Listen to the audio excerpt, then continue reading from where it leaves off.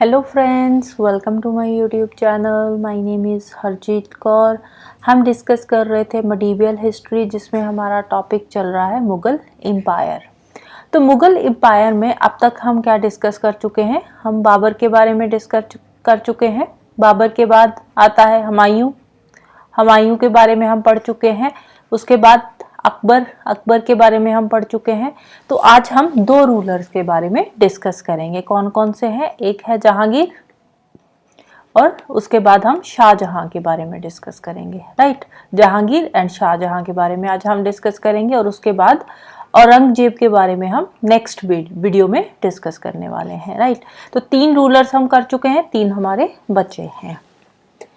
तो जहांगीर की अगर हम बात करें तो यहाँ जहांगीर का जो टाइम पीरियड था वो है 1605 से लेकर 27 तक का। जहांगीर जो थे ये अकबर के सबसे बड़े बेटे जो थे प्रिंस सलीम, उन्हीं को हिस्ट्री में जहांगीर के नाम से जाना जाता है। तो इनको टाइटल दिया गया था न्यूरुद्दीन मोहम्मद जहांगीर का। कौन सा टाइटल मिला था? न्यूरुद्दीन मोहम्मद जहांगीर का, जो कि बाद में जब गद्दी पर बैठे तो इनको न्यूरुद्दीन मोहम्मद जहांगीर का टाइटल दिया गया था।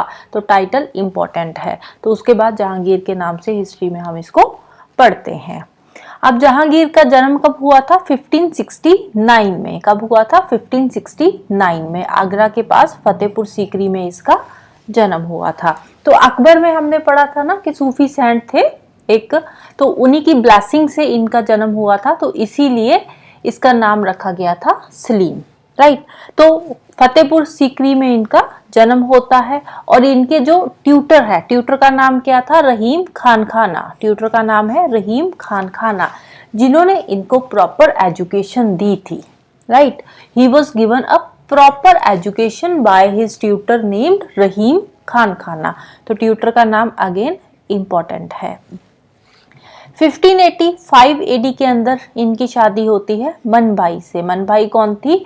इन्हीं के मामा की बेटी थी। कौन से मामा? राजा भगवान दास की बेटी थी।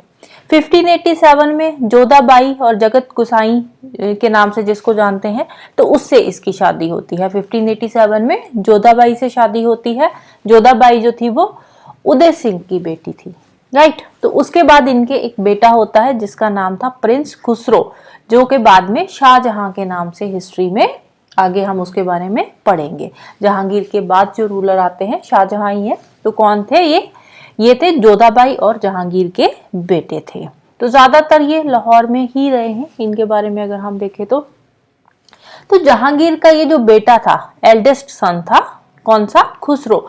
तो इन्होंने ही जहांगीर के अगेंस्ट रिवोल्ट शुरू कर दिया।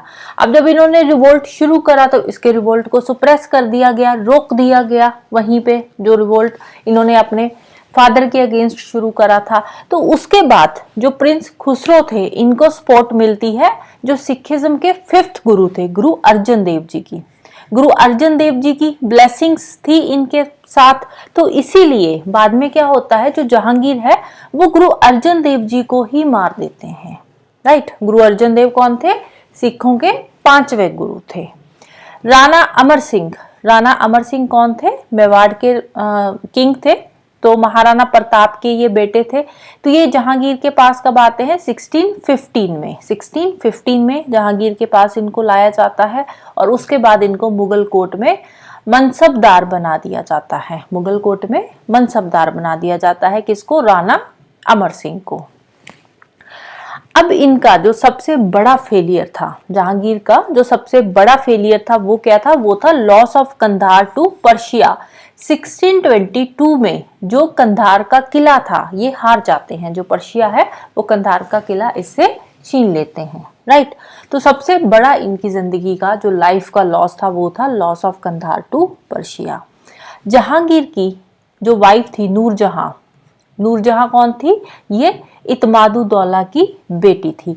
अब ये जो नूरजहां है ना, नूरजहां काफी इन्फ्लुएंशियल रही है स्टेट अफेयर्स की। अगर हम बात करें तो इसमें काफी इनका इंटरफेरेंस रहा है स्टेट अफेयर्स में। तो इसीलिए जो नूरजहां है इनको ऑफिशियल बादशाह बेगम बना दिया गया। ऑफिशियल बादशाह बेगम बना दिया गया। अब नूरजहां के बारे में थोड़ा सा पढ़ लेते हैं। अब उस टाइम के जो क्वाइंस थे, क्वाइंस पे इनका नाम आ गया, नूरजहां का नाम आ गया। रॉयल फरमान्स जो इशू किए जाते हैं, रॉयल फरमान्स जो भी उस टाइम पे ऑर्डर्स वगैरह इशू किए जाते थे, तो उसको बोलते हैं रॉयल फरमान्स। तो जो रॉयल फरमान्स इशू किए जाते हैं वो भी इन्हीं के नाम से इशू किए जाते थे उस टाइम पे, राइट। अपने फादर कौन थे इनके? इत्मादुल्ला, और ब्रदर कौन थे? असफ खान। उनकी वजह से इनको ये हायर पोजीशन मिली हुई थी नूरजहां को। अब मोहम्मद फेथ को रिस्टोर करने के लिए, मोहम्मद फेथ होता है कि जो खुद को मानते हैं कि हाँ गॉड ने मुझे ही भेजा हुआ है आप सब लोगों के लिए, राइट। तो मोहम्मद फेथ को रिस्टोर करने के लिए इन्होंने टबैको के सेल को रोक दिया, प्रोहिबिट कर दिया, बैन कर दिया। किसको? टबैको के सेल को। अब नूरजहां जो थी ये शेर अफगान की विडो थी। नूरजहां की जो पहली शादी हुई थी वो हुई थी शेर अफगान से। उसके बाद शेर अफगान की डेथ हो जाती है, उसके बाद इनकी शादी होती है जहांगीर से। अब जो शेर अफगान के साथ इनकी शादी हुई थी तो उस टाइम पे इनकी एक बेटी थी, राइट। और शेर अफगान और नूरजहां की जो बेटी थी उस बेटी की ये शादी करवा देती है जहांगीर के सबसे छोटे बेटे से। कौन था? शौर्या से। जहांगीर का जो सबसे छोटा बेटा था शौर्या, उससे ये शादी करवा देती है नूरजहां की। अब शौर्या से इसकी बेटी की शादी हुई है, तो अब ये सपोर्ट कर रही थी कि जो नेक्स्ट हायर हो जहांगीर का, जो नेक्स्ट उत्तराधिकारी हो वो कौन बने? शौर्या बने। तो इसीलिए ये उनको सपोर्ट करने लगी, शौर्या को। अब ये बात पहुंचती है जहांगीर तक, जहांगीर के जो मिलिट्री जनरल थे महाबत खान तक। तो महाबत खान इसके अगेंस्ट रिवोल्ट करते हैं और ये उसको अबडक्ट कर लेते हैं, शौर्या को अबडक्ट कर लेते हैं, एक तरह से किडनैप कर लेते हैं। लेकिन नूरजहां उसको फिर से बचा लेती है, उससे भी। किससे? महाबत खान से, राइट। तो ये स्टोरी है नूरजहां की। उसके बाद वापस हम जहांगीर पे आते हैं। जहांगीर जस्टिस लविंग पर्सन थे, तो अब इन्होंने क्या कर रखा था, तो इनका जो रॉयल पैलेस था आगरा के अंदर, जो रॉयल पैलेस था, उस पैलेस का जो गेट था, उस गेट पे इन्होंने बहुत बड़ी बेल लटका रखी थी। तो जो भी जस्टिस के लिए इनके पास आता था वो उस बेल को बजा देता था, राइट। और उस बेल का नाम क्या था? उस बेल को बोलते थे जंजीर आदिल। बेल का क्या बोलते थे? जंजीर आदिल। किससे रिलेटेड है? जहांगीर से रिलेटेड है। अब जहांगीर को अगर किसी से खतरा था तो सबसे बड़ा जो ओपोनेंट था वो कौन था? वो था मलिक अंबर। अहमदनगर के जो मलिक अंबर थे वो इनके सबसे बड़े ओपोनेंट थे जहांगीर के। तो जहांगीर की कोर्ट में कुछ विजिटर्स आए, जैसे कि captain Hawkins, sir Thomas Roe. ये कौन थे? ये दोनों के दोनों ही ईस्ट इंडिया कंपनी के थे। ईस्ट इंडिया कंपनी को रिप्रेजेंट करने के लिए जहांगीर की कोर्ट में ये आए थे। एक और ट्रैवलर आया था, पिज्जा वैले इनकी कोर्ट में आया था ट्रैवलर इन्हीं के टाइम पीरियड में। ये कहाँ से था? ये था इटली से। ये इटालियन ट्रैवलर था। कौन था ये? इटालियन ट्रैवलर था जो इनकी कोर्ट में आया था, राइट। अब नूरजहां जो थी उसने टबैको की जो सेल थी उसपे बैन लगा दिया था, लेकिन अब इन्होंने क्या किया, जहांगीर ने टबैको की जो प्रोडक्शन थी उसको फिर से शुरू कर दिया। टबैको कौन लेकर आए थे? पोर्चुगीज लेकर आए थे। जब इनकी डेथ होती है जहांगीर की तो इनको लाहौर में बरी कर दिया जाता है। इनकी एक ऑटोबायोग्राफी भी है जिसका नाम है तुजुके जहांगीरी। और ये जो इनकी ऑटोबायोग्राफी है ये कौन सी लैंग्वेज में है? ये है पर्शियन लैंग्वेज में, राइट। नूरजहां के बारे में तो हमने पढ़ा ही है। एक्चुअल नेम इनका था मेहरुनिसा। नूरजहां का एक्चुअल नेम क्या था? मेहरुनिसा था एक्चुअल नेम इनका। शेर अफगान की विडो है, ऑलरेडी पढ़ चुके हैं। तो उसके बाद इनकी शादी जब जहांगीर से होती है तो जहांगीर ने ही इनको नूरजहां का टाइटल दिया था। एक्चुअल नेम इनका मेहरुनिसा है, राइट। नेक्स्ट रूलर आते हैं शाहजहां। जहांगीर के बाद जहांगीर के जो बेटे थे वही आगे आकर रूल करते हैं, शाहजहां। 1628 से लेकर 58 तक इन्होंने रूल करा था। शाहजहां जो थे वो जहांगीर और जोधाबाई के बेटे थे। लाहौर में इनका जन्म होता है 1592 में। जो इसका रियल नेम था शाहजहां का वो क्या था? वो था खुर्रम। शाहजहां का रियल नेम था खुर्रम। तो ये यंगेस्ट प्रिंस थे, जो शाहजहां थे ये यंगेस्ट प्रिंस थे जो डेक्कन के गवर्नर अपॉइंट किए गए थे। डेक्कन के गवर्नर अपॉइंट किए गए थे 15 साल की उम्र में। 15 साल के थे जब इनको डेक्कन का गवर्नर अपॉइंट कर दिया गया था। 1612 AD के अंदर इनकी शादी हो जाती है अर्जमंड बानो बेगम से। किससे? अर्जमंड बानो बेगम से इनकी शादी होती है, जो मुमताज महल के नाम से बाद में हम पढ़ते हैं हिस्ट्री में इनको। इनके लिए इन्होंने ताज महल बनवा दिया था। तो कौन थी ये बानो बेगम, अर्जमंद बानो बेगम? ये असफ खान की बेटी थी। कौन थी? असफ खान की ये बेटी थी। अब इनके बारे में थोड़ा और कहां कहां इन्होंने कॉन्कर करा। अब जो बुंदेलखंड के थे, बुंदेलखंड के कौन थे? इंडिपेंडेंट रूलर थे जुझार सिंह बुंदेला। बुंदेलखंड के जो इंडिपेंडेंट रूलर थे जुझार सिंह बुंदेला, और डेक्कन के जो गवर्नर थे खान जहां लोधी। खान जहां लोधी कौन थे? डेक्कन के गवर्नर। और जुझार सिंह बुंदेला ये कौन थे? बुंदेलखंड के इंडिपेंडेंट रूलर। इन दोनों के अगेंस्ट इन्होंने मार्च करा, राइट। और फाइनली इनका जो एक ड्रीम था डेक्कन को अनेक्स करने का, जो ड्रीम था, जो पॉलिसी थी डेक्कन को अनेक्स करने की, वो इनकी सक्सेसफुल हो जाती है। तो डेक्कन को ये अनेक्स कर लेते हैं, उस पर कब्जा कर लेते हैं। अहमदनगर को तो ये कॉन्कर करते हैं, अनेक्स करते हैं। जो भी बैटल होती है, वॉर होती है, उसके बाद उसको अनेक्स कर लेते हैं। लेकिन जो बीजापुर और गोलकोंडा के रूलर्स थे वो खुद ही इसकी सुजरानिटी को एक्सेप्ट कर लेते हैं। कोई वॉर वगैरह नहीं होती, वो बोलते हैं कि ठीक है आप रूल करना चाहते हो आप कर लो। तो इनकी सुजरानिटी को, इनकी सुप्रीमेसी को वो खुद ही एक्सेप्ट कर लेते हैं। वहां पे कोई लड़ाई नहीं होती, लेकिन अहमदगढ़ को ये खुद अनेक्स करते हैं, राइट। अब पोर्चुगीज की बात करें, पोर्चुगीज इंडिया कब आए थे? पोर्चुगीज इंडिया आए थे 1498 एडी में। 1498 एडी के अंदर पोर्चुगीज इंडिया में आते हैं। तो धीरे धीरे अब पोर्चुगीज जो आते हैं इंडिया में, तो धीरे धीरे वो इंडिया में कंट्रोल करना शुरू करते हैं। तो पोर्चुगीज ने यहाँ पे शाही फरमान के थ्रू सतगांव पे अपना कंट्रोल एस्टैब्लिश कर लेते हैं। ये क्या करते हैं? शाही फरमान के थ्रू सतगांव में अपना कंट्रोल एस्टैब्लिश कर लेते हैं। उसके बाद अब इनको जो शाही फरमान के थ्रू कंट्रोल दिया जाता है, तो अपनी अथॉरिटी को वहां पे ये मिसयूज करना शुरू कर देते हैं पोर्चुगीज। तो यहाँ पे शाहजहां को लगता है कि वहां पे अब वो अपनी अथॉरिटी को मिसयूज कर रहे हैं, कुछ ज्यादा ही कंट्रोल कर रहे हैं जो पोर्चुगीज है। तो इसीलिए शाहजहां कासिम खान 1532 के अंदर, जो कासिम खान वहां के रूलर थे, उनको ऑर्डर देते हैं कि जो पोर्चुगीज है उनको हुगली से बाहर निकालो। उनकी हुगली में जो पावर्स इन्होंने अपनी इस्टेब्लिश कर रखी है ना, तो उनकी पावर को वहां से उखाड़ फेंको, राइट। तो 1532 में जो वहां के रूलर थे कासिम खान, उनको शाहजहां ऑर्डर देते हैं पोर्चुगीज को हुगली से बाहर निकालने का। 1639 के अंदर क्या होता है? 1639 का एक अगेन इंपॉर्टेंट इवेंट है। यहाँ पे शाहजहां कंधार को वापिस सिक्योर कर लेते हैं। जहांगीर के टाइम पे हमने पढ़ा था ना कि जहांगीर की लाइफ का जो सबसे बड़ा लॉस था वो क्या था? Loss of Kandahar to Persia. लेकिन यहाँ पे ये कंधार को फिर से वापस ले लेते हैं पर्शिया से, और इमीडिएटली उसको फोर्टिफाई कर देते हैं। फोर्टिफाई होता है कि उसकी प्रोटेक्शन के लिए जो आसपास है वहां पे बड़ी बड़ी दीवारें खड़ी कर देते हैं, उसको फोर्टिफाई कर लेते हैं।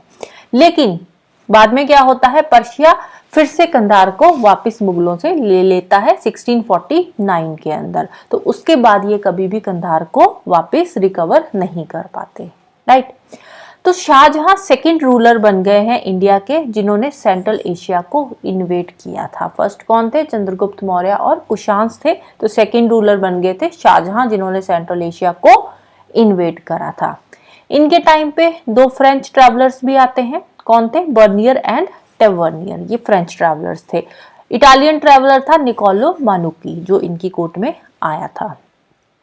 अब इनके टाइम पे एक फेमाइन आया था, उस फेमाइन के बारे में डिस्क्राइब किसने करा है? पीटर मुंडी ने। पीटर मुंडी ने उस फेमाइन के बारे में पूरा का पूरा डिस्क्राइब करा है, जो शाहजहां के टाइम पे आया था। और इनका जो टाइम पीरियड था शाहजहां का, इसको बोला जाता है golden age of Mughal empire. Golden age of Mughal empire कौन सा टाइम पीरियड है? जो शाहजहां का टाइम पीरियड है, उसको बोलते हैं golden age of Mughal empire. Again important. अब इनका जो रूल था, इनके रूल के जो लास्ट के 8 इयर्स थे वो बहुत ही पेनफुल थे। पेनफुल क्यों थे? क्योंकि इनके 4 बेटे थे और चारों बेटों के बीच में चली war of succession. Brutal war of succession चली इनकी चारों बेटों के बीच में। और फाइनली क्या होता है? इन्हीं का जो बेटा था औरंगजेब, उन्होंने ही इनको आगरा फोर्ट में बंदी बना लिया और फाइनली 1658 के अंदर इनको मार दिया, इन्हों के ही बेटे ने, राइट। और इनकी जो बॉडी थी उसको ताजमहल में आगरा में बरी कर दिया गया, इनकी जो वाइफ थी मुमताज महल उनके साथ ही। वॉर ऑफ सक्सेशन की बात आई है, तो वॉर ऑफ सक्सेशन के बारे में भी थोड़ा सा देख लेते हैं। शाहजहां के 4 बेटे थे। कौन कौन थे 4 बेटे? एक था दारा शिकोह। दारा शिकोह कौन था? पंजाब का गवर्नर था। शुजा दूसरे थे, शुजा। दारा शिकोह, शुजा बंगाल के गवर्नर थे। औरंगजेब ये भी बंगाल के गवर्नर थे। एंड मुराद, मुराद जो था ये गुजरात का गवर्नर था। तो ये 4 बेटे थे इनके, दारा शिकोह, शुजा, औरंगजेब एंड मुराद। इन चारों के बीच में चली वॉर ऑफ सक्सेशन, जिसमें सबसे पहले हुई बैटल ऑफ बहादुरगढ़। कब हुई थी? फरवरी 1658 में। तो ये जो बैटल हुई थी ये शुजा एंड दारा के बीच में हुई थी। यहाँ पे शुजा को हरा दिया जाता है। शुजा एंड दारा के बीच में ये बैटल हुई थी, शुजा को हरा देता है दारा यहाँ पे।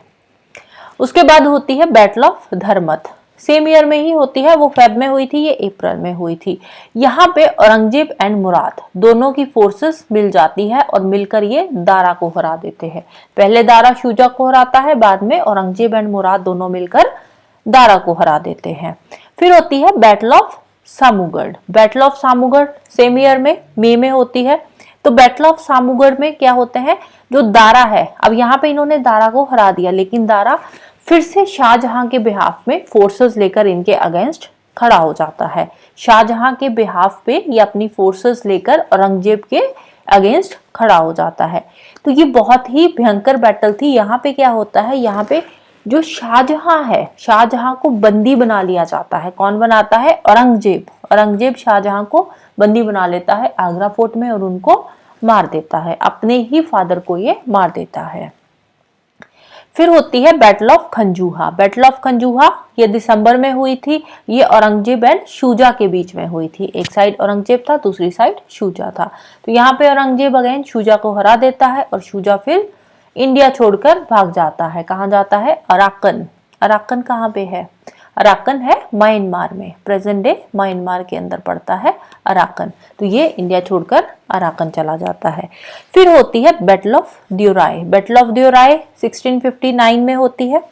तो यहाँ पे फाइनली जो औरंगजेब होता है ये दारा को हरा देता है और उसको मार देता है। और जो दारा की डेड बॉडी होती है ना, उसकी डेड बॉडी को दिल्ली की गलियों में घुमाया जाता है। क्यों घुमाया जाता है? सो दैट कि लोगों के मन में डर बना रहे औरंगजेब का, कि अगर कल को कोई भी औरंगजेब के अगेंस्ट खड़ा होता है तो उसका भी यही हाल होगा। लोगों के मन में एक डर पैदा करने के लिए जो दारा होता है उसकी डेड बॉडी को दिल्ली की गलियों में लेकर परेड करी जाती है। राइट। तो नेक्स्ट जो रूलर आएंगे वो हमारे औरंगजेब आएंगे, उसके बारे में हम नेक्स्ट वीडियो में डिस्कस करेंगे। Right. So that's all for today. Hope you like this video. Thank you, bye bye and have a nice day.